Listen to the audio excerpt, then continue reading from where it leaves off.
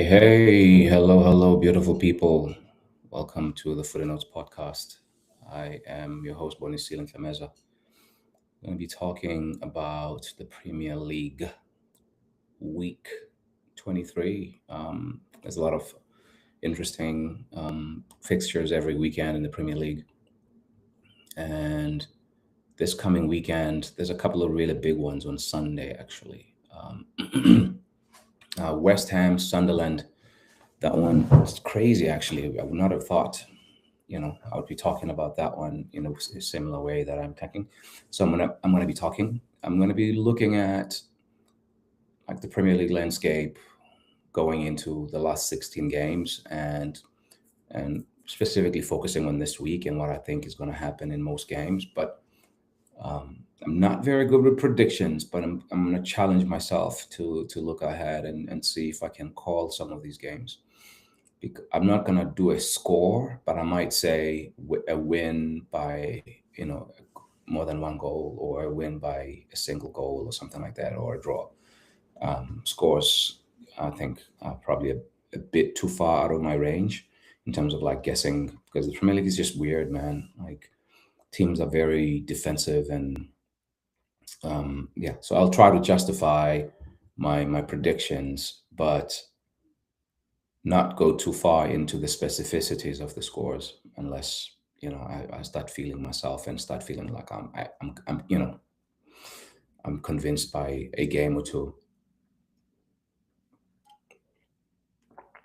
Um, so this weekend kicks off tomorrow, like really early, like the midday kickoff, 6 a.m. kickoff, mid Central Standard Time in the U.S. And it's West Ham at home versus Sunderland. West Ham has made some good signings in, not good signings, sorry. They've made a few signings since the January window has started. They're wasting no time.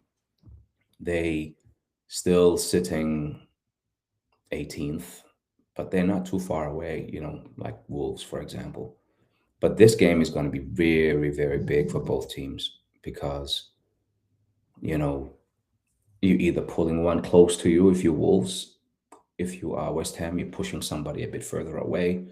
It's a relegation 6 pointer, and I'm surprised. You know, I mean, sorry, Wolves will go to City and lose, is what I'm trying to say. But like, West Ham will do themselves a big, big, big favor by winning against Sunderland at home. But based on what we've seen from both teams so far this season, I think Sunderland is the better team, the better structured team, the better confident team, and they've had longer with their coach.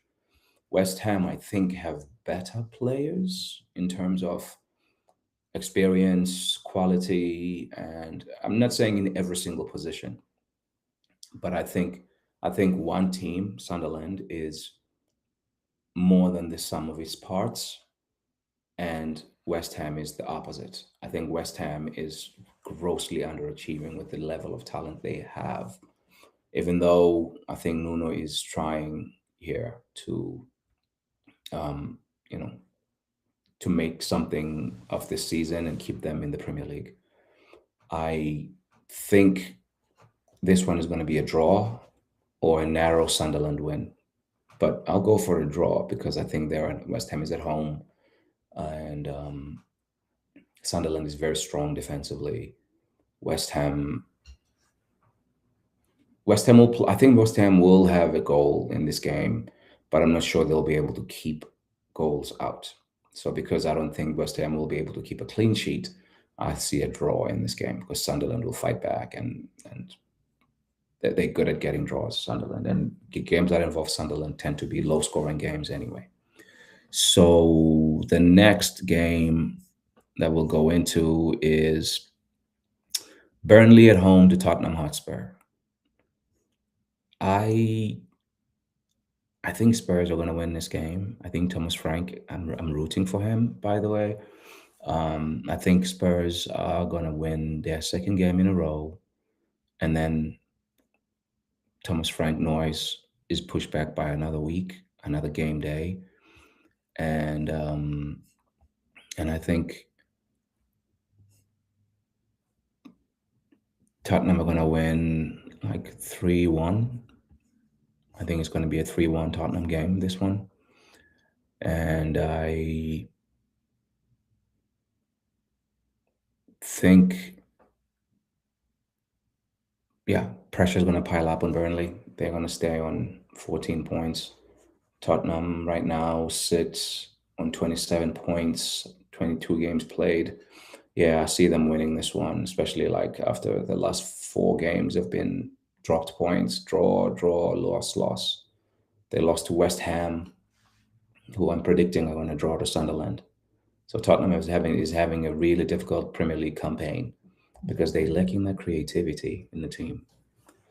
And then Fulham Brighton. This should be a fun game. Fulham Brighton should be a fun game. So I've called the Spurs win by a couple of goals. I said 3-1, and I've said a draw is what I'm going for in the West Ham and Sunderland game. And then Fulham at home against Brighton. This one is going to be a 2-2 draw. I think both teams are happy to play, and it's going to be a 2-2 draw. It screams 2-2 draw for me, or like a high scoring one goal win. Like somebody wins this game, it's going to be like 3-2. I don't think I don't think this game is going to end with less than 3 goals. It could be a 2-1, but it will be a 2-1 with a lot of wasted chances. I see it as a 2-2, a long shot 3-2. And I think Fulham getting some of their Nigerian boys back, another week back for them, that should help them. They've been good under Marco Silva, but I also think Brighton is recruited really well and they have a good coach in Fabian Hatzler. And yeah, and it's not that long of a travel, so the travel is not too disadvantageous. I like a 2-2 draw for this one. City Wolves. I think City are going to come out swinging, and Wolves are going to try to do their low block thing, but I think City's going to overwhelm them. City has not won any of their last, I think, 4 Premier League games, which is not normal for them, right? 3 draws and a loss, starting with their draw against Sunderland on the 1st of January, followed by a draw against Chelsea, and then a draw against Brighton, and then a loss last week, a very deserved loss last week back to Manchester United.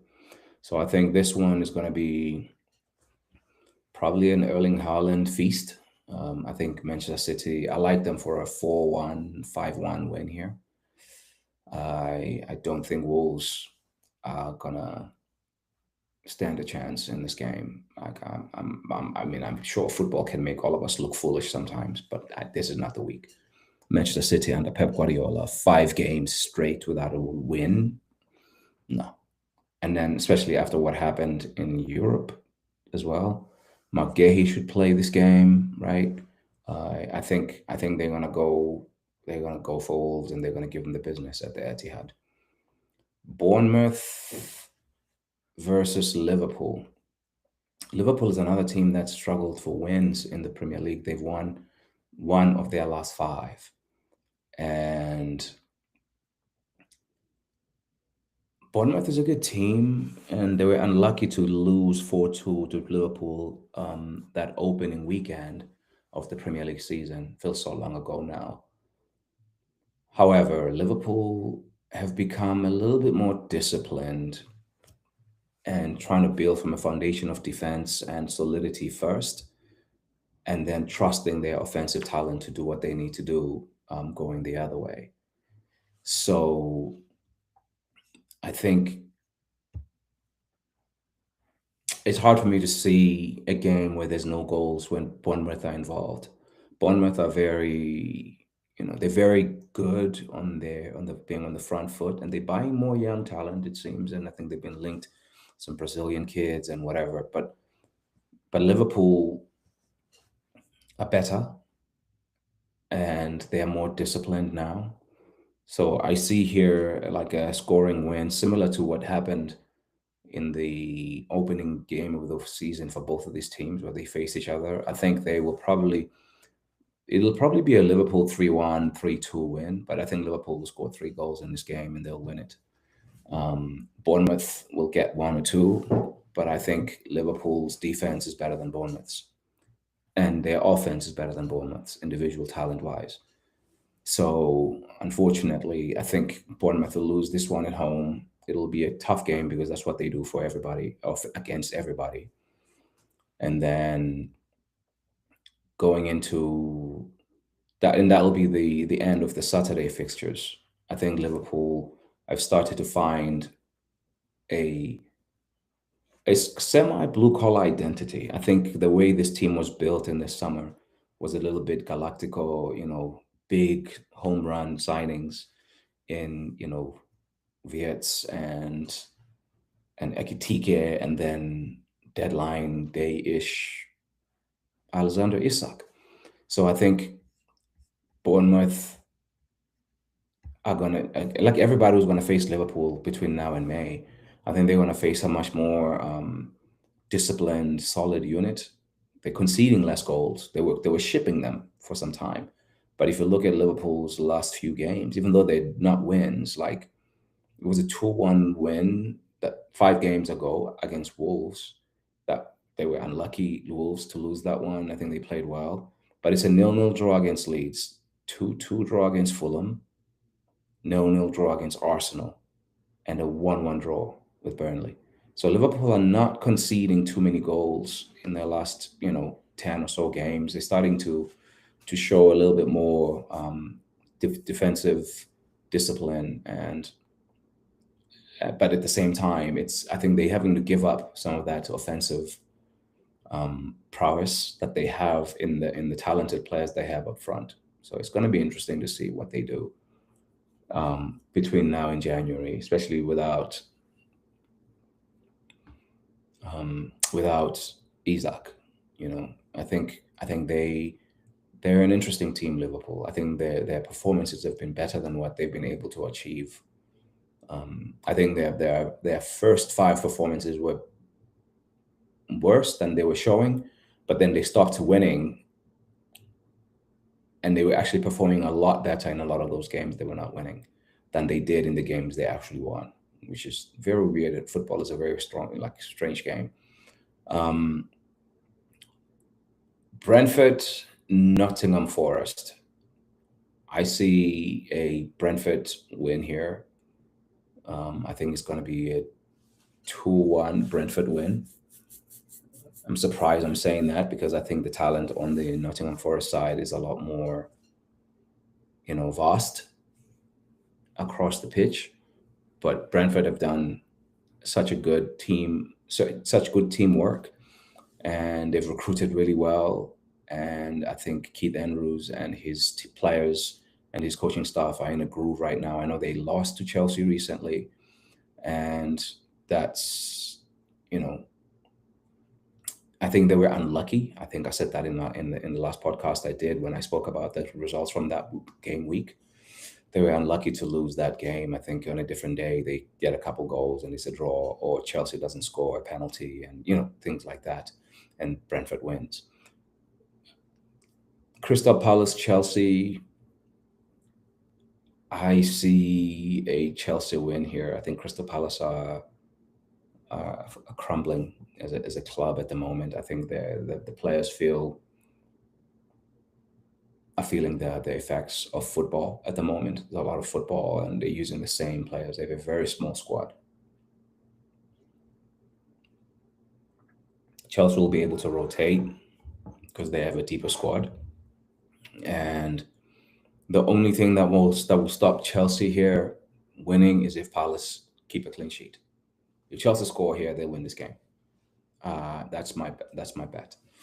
Don't know what kind of scoreline, because Palace is a really good defensive team, but they did play on Thursday, and the games are coming thick and fast.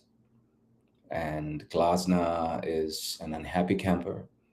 Talked about him and his players being neglected at his last post-match conference in the Premier League. excuse me. I think they're gonna be in trouble in this game against Chelsea. I think they will do well to get a draw.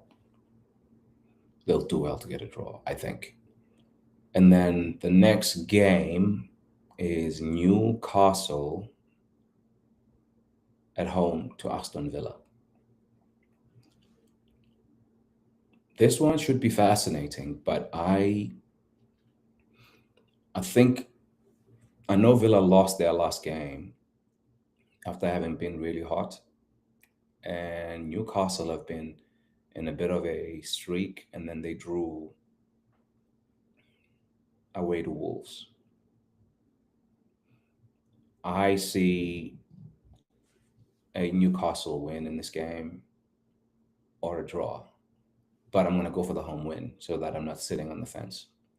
I'm going to go for the home win. I think Newcastle with Wissa, Anthony Gordon, and whoever you play on the right, whether you play Harvey Barnes, who usually comes on the left, but like you can play Harvey Barnes, you can play Murphy, one of the two, the twin on the right wing, and then the midfield at Newcastle is workmanlike and tireless running.